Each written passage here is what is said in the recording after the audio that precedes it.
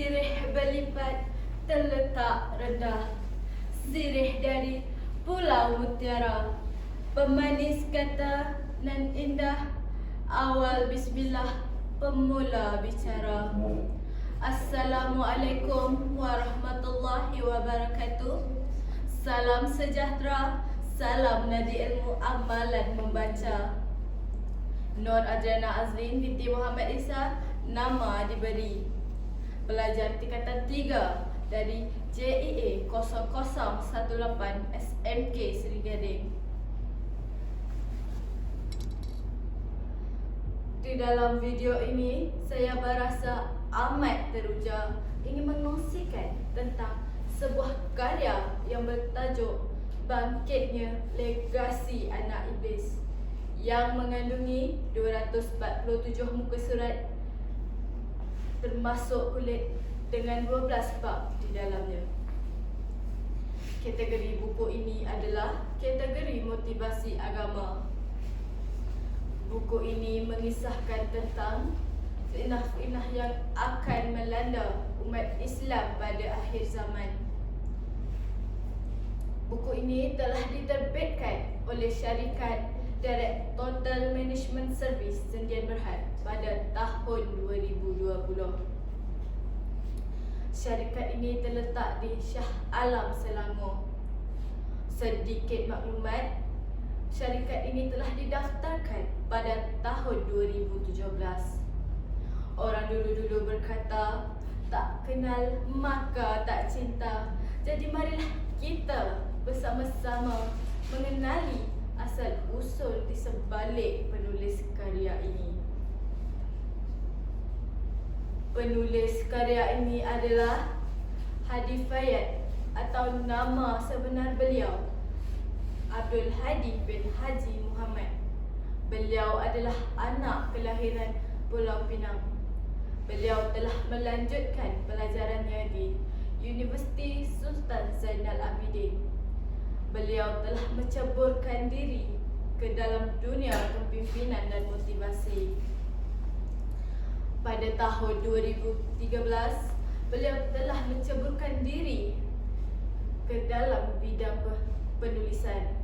Antara karya yang pernah beliau hasilkan ialah antaranya Semusim di Alam Barzah, Tarbiyah dari Langit, dan Ku Intai Cinta di Teratak Cita-Cita. Saya telah memilih beberapa hadis yang menarik di hati saya untuk saya kongsikan kepada semua. Hadis yang pertama yang telah menjadi pilihan hati saya ialah yang terletak pada muka surat 24. Hadisnya berbunyi, Nabi Muhammad sallallahu alaihi wasallam mengingatkan tentangnya dalam hadis baginda. Dia akan berkata ke orang Badui, jika aku bangkitkan ibu dan bapa kamu yang telah mati, adakah kamu mempercayai bahawa aku Tuhanmu? Maka orang Badui berkata ya. Lalu dua syaitan yang berupa ibu bapanya lalu berkata, wahai anakku, ikutlah dia, dia adalah Tuhanmu. Hadis riwayat Ibnu Majah.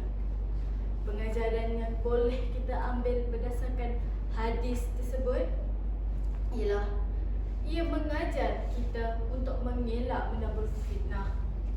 Jika anda terdengar fitnah yang disampaikan, kita haruslah mencari kebenaran terlebih dahulu.